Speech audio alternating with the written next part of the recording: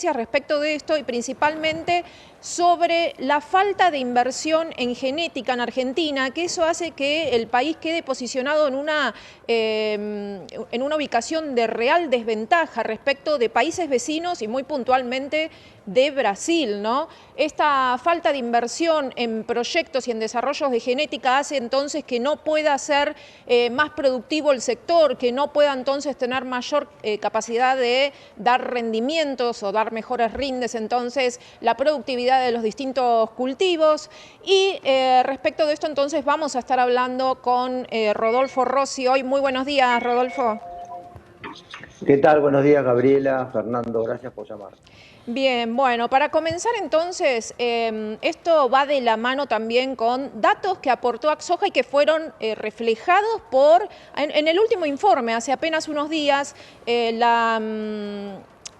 la Bolsa de Comercio de Rosario hizo un informe donde reflejó datos que fueron relevados por Axoja, precisamente respecto de esta brecha en la productividad y el rendimiento, y haciendo esta referencia también en esta brecha tecnológica o de falta de inversión genética. ¿A qué nos estamos refiriendo entonces cuando hablamos de esta brecha marcada que hay? En este caso puntual se marcaba entre Argentina y Brasil, ¿no? Pero la brecha genética o tecnológica nos posiciona en desventaja respecto de muchos otros países.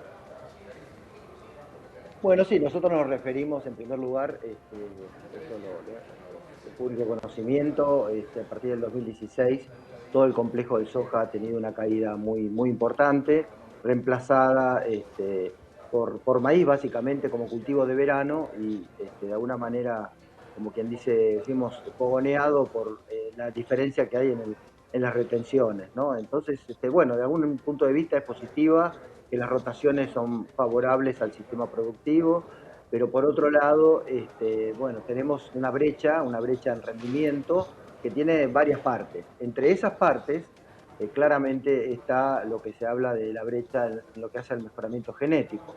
La Argentina siempre se destacó en esto en las últimas décadas por haber incorporado en forma simultánea con Estados Unidos el primer evento biotecnológico, por seguir teniendo inversiones importantes en el tema semillas, etcétera, etcétera.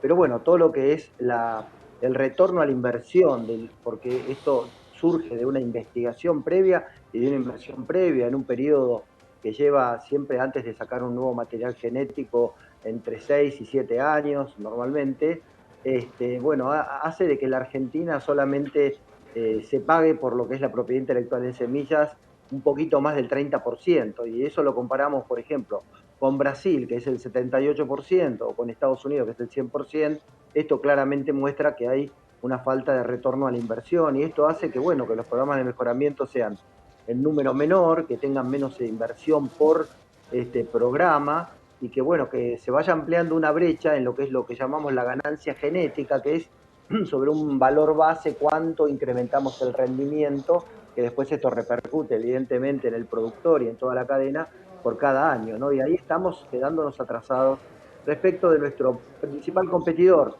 geográficamente también, que es Brasil. En soja los grandes jugadores son Brasil, Estados Unidos, Paraguay y Argentina, los que concentran más del 80 y pico por ciento de las exportaciones, y eso realmente es una desventaja. Que esto repercute en básicamente ya decir, el destino final, ¿no? De un complejo que básicamente más de un 85% es exportador en un país ávido de divisas, ávido de dólares, con lo cual, bueno, es una parte, digamos, de esa brecha que usted bien mencionaba, ¿no? Y Rodolfo, acá el informe de la Bolsa hacía referencia a que si en caso de poder achicarse esta brecha se podrían estar generando 7 millones de toneladas más adicionales, lo que representaría valores actuales algo así como 3.000 millones de dólares. ¿Ustedes hicieron algún relevamiento al respecto? ¿Comparten este impacto que podría tener un impacto positivo, obviamente, en la productividad y en la mayor cantidad de exportaciones, ¿no? Bueno, si hablamos de una brecha mínima de un 10% frente a un complejo que genera y produce eh, más o menos 25.000 millones de dólares, ahí está el número, ¿no?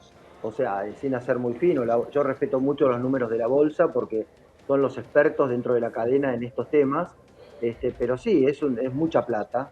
Y bueno, pero ya digo, no es solamente la genética, estamos hablando de la genética, Pero acá tenemos un déficit, por ejemplo, en todo lo que es la fertilización en soja en la Argentina.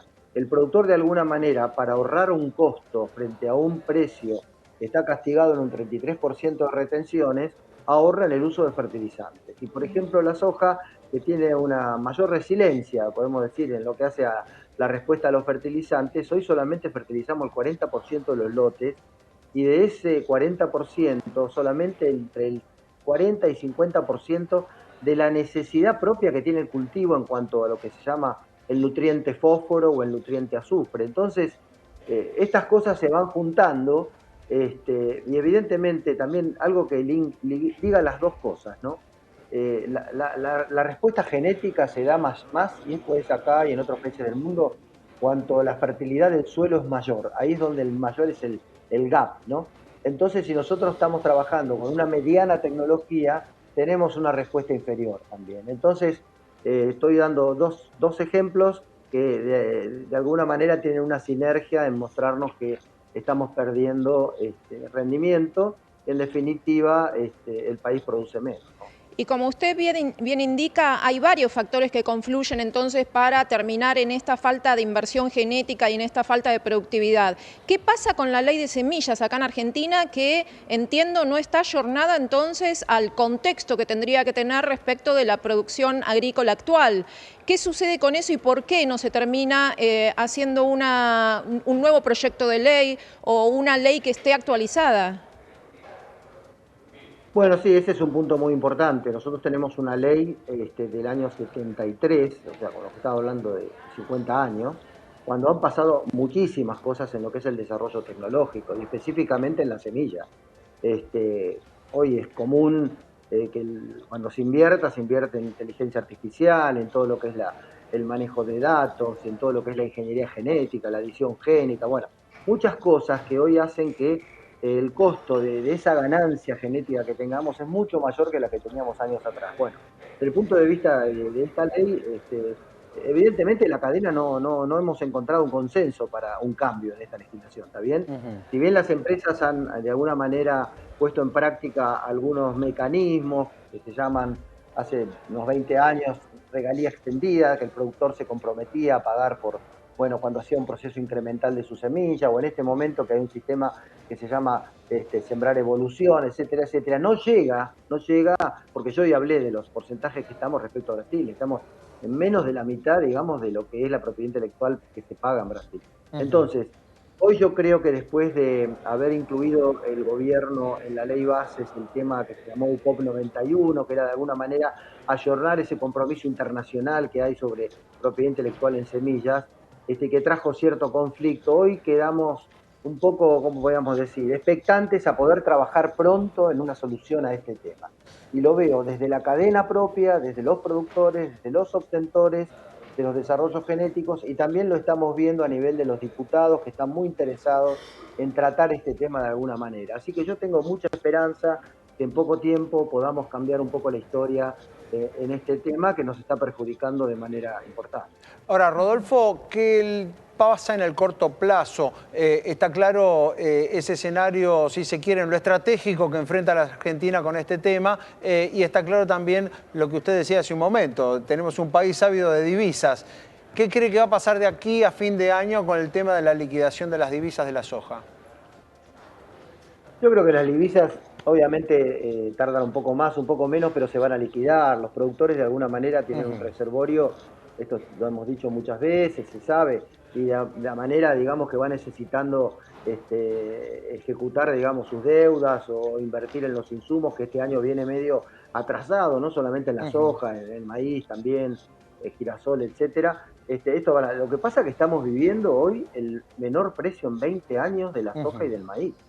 Bien. Es un golpazo que tenemos, y un golpazo para el gobierno que recauda por ambos lados, por exportaciones, digamos, y también por lo que son los impuestos, y el productor, ¿no? Hoy los números están dando muy, muy finitos. Hoy pensar que tenemos una soja de $373 en Chicago, que es un precio, bueno, como acabo de decir, en 20 años el más bajo. Siempre tienen estas subidas, bajadas, bueno, lo conocemos, el periodo 16-19, que tuvimos algún tema también, pero bueno, hoy realmente es muy apretada la cosa, con lo cual el productor, digamos, se va a cuidar más. Bien, Y después, ahora bueno, el tema ustedes de los igual diferentes tienen... tipos de cambio, Fernando. Claro, pero digo, por eso le iba a decir, tienen la visión completa e incluyen tanto al productor como al exportador. Con lo cual, más allá del precio internacional, que sobre eso hay poco para hacer, digo, ¿qué expectativa tienen en base a los dos grandes temas que vienen reclamando? Por un lado, una reducción de las retenciones y por el otro, la unificación del tipo de cambio. ¿Creen que alguna de esas dos cosas se pueden modificar en lo que queda de 2024? Yo creo que va a haber, en principio, va a haber una señal por lo que se anunció en el tema de del impuesto a las exportaciones, una rebaja en septiembre y más adelante. Esa es una expectativa porque reduciría en algún porcentaje el costo de los insumos. En lo que hace a las retenciones, dos cosas. Por un lado, confiamos y hay paciencia en el sector productivo en que este gobierno cumpla con la promesa de que en los 4 años de gobierno las retenciones van a ir a cero. Eso es un poco la base. No podemos apurar más la cosa. Okay. Lo que digo por otro lado es que vamos a seguir en este status quo con este tipo de retenciones. Con lo cual, para mejorar la productividad, llegar a las famosas 160, 170 millones de toneladas, debemos bajar drásticamente las retenciones, y fundamentalmente en la soja, que es el principal sector de la economía exportadora y es el que más lo sufre porque es la más discriminada. O sea, es 3 veces lo que tiene su cultivo competidor. Entonces, sabemos que es lo más fácil, como quien dice, de captarlo, ¿está bien? Y en cuanto al cepo, ¿esperan algún cambio? No tenemos mucha fe, lo único que tenemos es paciencia. Hay conversaciones, obviamente, pero bueno, hoy el gobierno está encapsulado, digamos, en la macro, que nos parece bárbaro. Estos temas hay que solucionarlos, pero bueno, en principio empezar con el tipo de cambio, uniformarlo, creo que sería una gran ventaja en ese aspecto. Y después, obviamente, la baja de retenciones que la estamos pidiendo, y fundamentalmente en nuestro sector de soja, ¿no? Bien, Rodolfo, le agradecemos muchísimo este contacto. Muchas gracias a ustedes, Gabriela, Fernando, muchas gracias. Bueno, allí la palabra de Rodolfo Rossi, el presidente de Axoja, la entidad que nuclea a toda la cadena de valor del principal producto de exportación de la Argentina, que Gaby sigue teniendo, así como tiene un papel tan protagónico en la economía argentina, también sigue teniendo un déficit en lo que hace a esa inversión más de largo plazo, ¿no? En lo tecnológico. Claro, Fernando, así como lo estaba destacando, porque eso nos deja en desventaja, por ejemplo, en la productividad. En los últimos 20 años, Brasil creció el 24% y Argentina los rendimientos en 20 años casi estancados estuvimos. Así que es un dato alarmante realmente, y por eso es la importancia de que haya gente como los máximos representantes de estas asociaciones que pongan entonces el foco y las señales de alerta en estos puntos muy específicos. Muy bien, de acuerdo. Muchas gracias, Gaby. Gracias. Enseguida